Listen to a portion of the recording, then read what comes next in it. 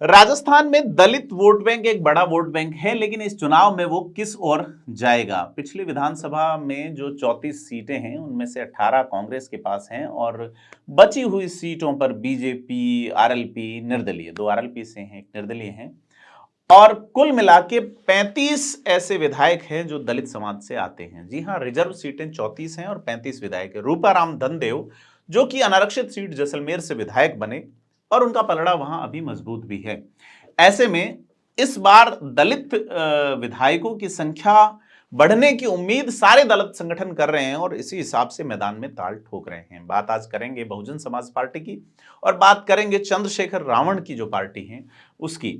चंद्रशेखर रावण ने प्रत्याशियों की घोषणा कर दी है कई सीटों पर और हम बात करेंगे। चंद्रशेखर रावण जो है वो अपने अंदाज से दलित युवाओं में खासा लोकप्रिय है और राजस्थान के मुद्दों को लेकर लगातार मुखर भी रहे हैं, चाहे जालोर का सुराणा प्रकरण हो या इसके अलावा भी जहां भी एजुटेशन का इश्यू आया, चंद्रशेखर खुलकर दलित समाज के समर्थन में आए हैं। ऐसे में देखना यह है कि दलित समाज जो कि अपना एक अलहदा अंदाज रखता है, अपना एक विशिष्ट वोट बैंक रखता है, वो किस तरह से क्या करने वाला है इस चुनाव में।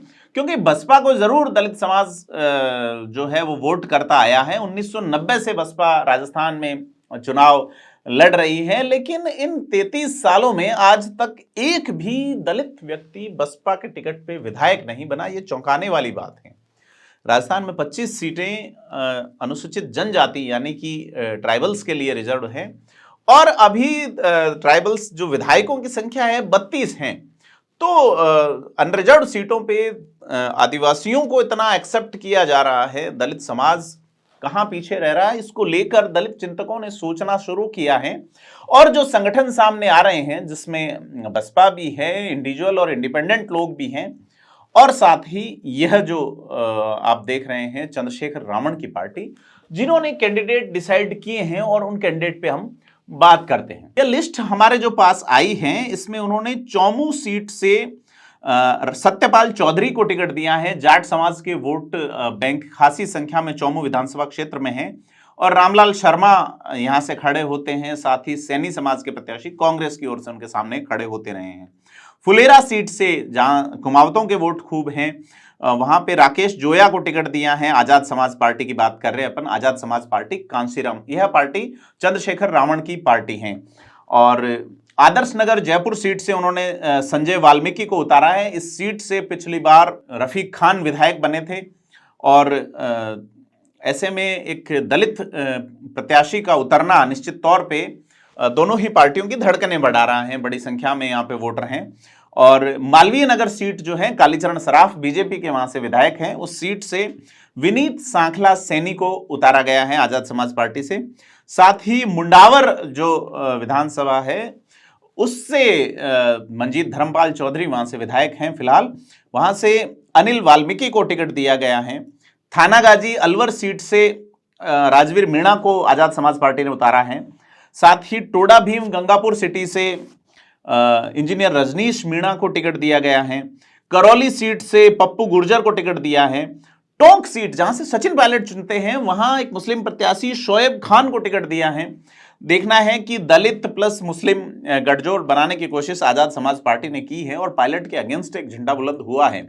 ऐसा कहा जा रहा है कि कांग्रेस का जो संगठन बनने वाला है INDIA, उसमें रावण जो है, चंद्रशेखर रावण जो है वो शरीक हो सकते हैं। ऐसे में इस गठबंधन से पहले जो ये विधानसभा चुनाव है उसमें सचिन पायलट के अगेंस्ट कैंडिडेट उतारना, क्या पायलट टोंक ही से लड़ेंगे, एक बड़ा सवाल पहले से है।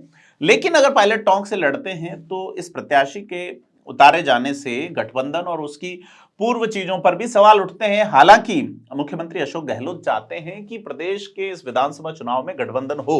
सुभाष गर्ग के टिकट के लिए वो अड़े हुए हैं। साथ ही हनुमान बेनीवाल से गठबंधन की बात भी फिजाओं में है, पॉलिटिकल फिजाओं में। लेकिन निश्चित तौर पे एक बात साफ हो रही है कि कांग्रेस जो आलाकमान है वो इस राज्य विधानसभा चुनाव में किसी भी तरह के गठबंधन करने के मूड में नहीं है और इस मूड को किस तरह स्विंग कर पाए, ऐसे में कोशिशों में जुटे हैं। गोविंद सिंह डोटासरा भी सीएम से बात करने की, रंधावा जो पिक्चर से बिल्कुल आउट से नजर आ रहे हैं वो, जबकि अब तो चुनाव बिल्कुल रोस्टेड मूड में है और रंधावा की कहीं एग्जिस्टेंस या प्रभाव नजर नहीं आ रहा। उपस्थिति नजर नहीं आ रही। ऐसे में सवाल यह है कि कांग्रेस की जो सूचियां हैं, जो पहली लिस्ट आनी है, वो अब तक डिले क्यों हो रही है और उसमें डोटासरा और रंधावा से क्या मुख्यमंत्री अशोक गहलोत संवाद नहीं कर रहे, आला कमान क्या सोच रहे, तमाम तरह के सवाल हैं। लेकिन अगर अपन बात करेंगे टोंक सीट पे सचिन पायलट जहां से चुनाव लड़ते हैं, लड़ा है पिछला चुनाव, बहुत जबरदस्त तरीके से जीते वो यूनुस खान के सामने। ऐसे में शोएब खान को वहां से टिकट देके टोंक सीट पे क्या मैसेज जा रहा है? एक बड़ा मैसेज ये भी है कि AIMIM यानी कि ऑल इंडिया मजलिस इत्तेहादुल मुस्लिमीन असदुद्दीन ओवैसी वाली पार्टी भी टोंक सीट पर प्रत्याशी उतारने के बारे में सोच रही है। ऐसे में अगर मुस्लिम वोटों का ध्रुवीकरण होता है तो वहां क्या हालात बचते हैं, क्या राजनीतिक समीकरण बनेंगे, देखने वाली बात होगी। मारवाड़ जंक्शन जो सीट है जहां से निर्दलीय विधायक हैं फिलहाल खुशवीर सिंह, वहां से पिछली बार जसाराम बोस को टिकट दिया था कांग्रेस ने और बीजेपी की ओर से केसाराम सिरवी थे। लक्ष्मीनारायण दवे जो कि पूर्व मंत्री रह चुके वो निर्दलीय खड़े हुए थे। उस सीट पर भी आजाद समाज पार्टी, चंद्रशेखर रावण की पार्टी ने प्रत्याशी उतारा है। तो एक बड़ा सवाल खड़ा होता है कि अब जो वो वहां दलित वोट बैंक की अच्छी संख्या है और दलित वोट बैंक कांग्रेस से जुड़ता रहा है। खुशवीर सिंह जोजावर से पिछली बार अटैच हुआ और खुशवीर सिंह निर्दलीय निकल गए। इस बार चूंकि आजाद समाज पार्टी ने अपना प्रत्याशी उतारा है, बसपा अपनी कोशिश कर रही है।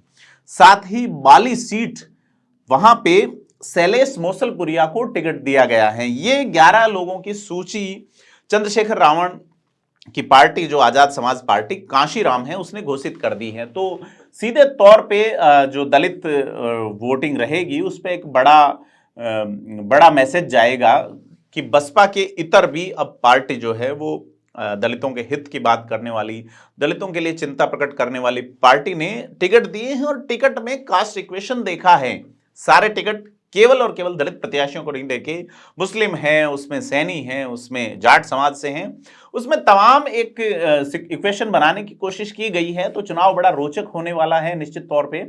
और यह जो हालात बन रहे हैं उसके अलावा दूसरी जो पार्टी है, राष्ट्रीय स्तर का दल है बसपा क्या माहौल बनाती है? अब तक कई जगह बसपा प्रत्याशी उतार चुकी हैं। बसपा इससे पहले मनोज घुमरिया को खेतड़ी सीट से प्रत्याशी घोषित कर चुकी हैं। खेतड़ी सीट जो है वहां से जितेंद्र सिंह, जो डॉक्टर जितेंद्र सिंह है वो विधायक हैं और उम्र काफी हो गई है 80 के आसपास। ऐसे में अगर कांग्रेस टिकट बदलती है तो क्या प्रभाव रहता है वहां पे उस इलाके में? मनोज घुमरिया पहले से मनोज घुमरिया ST कास्ट से आते हैं, अनुसूचित जनजाति से आते हैं और ऐसे में उन्होंने अपना काम शुरू कर दिया है और एक बड़ा वोट बैंक वो अपने साथ ले जा सकते हैं। अगर वहां पे गुर्जर वर्सेस गुर्जर समाज होता है तो बीच में सीट निकल सकती हैं। डिमांड वहां पे अन्य लोगों की भी है। वहां से जो यशवर्धन सिंह शेखावत हैं, उनके पिता पहले झुंझुनू के विधायक रह चुके हैं, वो कांग्रेस में सक्रिय, उन्होंने टिकट मांगा है ये कहते हुए कि झुंझुनू जिले में किसी भी राजपूत को टिकट नहीं दिया जा रहा है, जबकि राजपूत वोटों की संख्या वहां 2.5 लाख से अधिक बताई जाती है पूरे लोकसभा क्षेत्र में। ऐसे में वो एक टिकट मांग रहे हैं। तो अगर ऐसा होता है तो एक बड़ा वोट बैंक जो कि बीजेपी के पक्ष का है वो कांग्रेस की ओर मूव हो सकता है। यह बात सीधे तौर पे आ रही है खेतड़ी सीट पे। लेकिन आज की तारीख में वह मनोज घुमरिया भारी पड़ रहे हैं। अगर डॉक्टर जितेंद्र सिंह वहां चुनाव लड़ते हैं तो एक अलग स्थिति वहां पर बन रही है, क्योंकि इसी सीट पर 2013 में वहां पर बसपा का प्रत्याशी जीत चुका है। इसके अलावा बसपा ने करौली से रविंद्र मीणा का टिकट डिक्लेयर किया और धौलपुर से रितेश शर्मा, नगर से खुर्शीद अहमद और नदबई से खेमकरण तोली को उम्मीदवार बनाया था। और अभी जो कुछ दिन पहले सूची आई थी उसमें डी कुम्हेर सीट से हरिओम शर्मा को टिकट देके बसपा ने एक बड़ा कार्ड खेला है, क्योंकि यह कहा जा रहा है डी कुम्हेर से जहां से विश्वेंद्र सिंह चुनाव जीत रहे हैं उस सीट पर ब्राह्मण वोटों की संख्या अधिक है। ब्राह्मण प्लस जाट मिलकर विश्वेंद्र सिंह को जिताते रहे हैं। ऐसे में बसपा ने SC प्लस ब्राह्मण अगर वोट बैंक एक हो जाता है तो विश्वेंद्र सिंह के लिए बड़ी मुश्किलें खड़ी हो सकती हैं। तिजारा सीट जहां वहां से बाबा बालकनाथ खड़े हुए हैं, वहां से बसपा के वाजिब अली प्रत्याशी पिछली बार चुनाव जीते थे, अब वाजिब अली कांग्रेस के खेमे में है। ऐसे में तिजारा से इमरान खान को टिकट देके बसपा ने एक और कार्ड खेला है। बानसूर से मुकेश यादव को टिकट दिया, यादव वोटों की काफी बहुतायत है।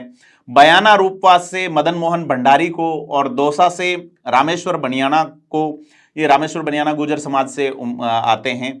और इस तरह से कुल 10-11 उम्मीदवार जो है वो बसपा की ओर से मोटे तौर पे घोषित किए गए थे पहले, फिर 3 और उम्मीदवार घोषित किए गए हैं। तो दोनों ही पार्टियां अपने स्तर पर एक बड़ा जो दलित वोट कार्ड है, जो कि पिछली बार कांग्रेस में मूव होता है, क्योंकि आधी से ज्यादा सीटें जो है वो कांग्रेस दलित सीटों पे, जो 34 सीटें हैं वो ले गई थी।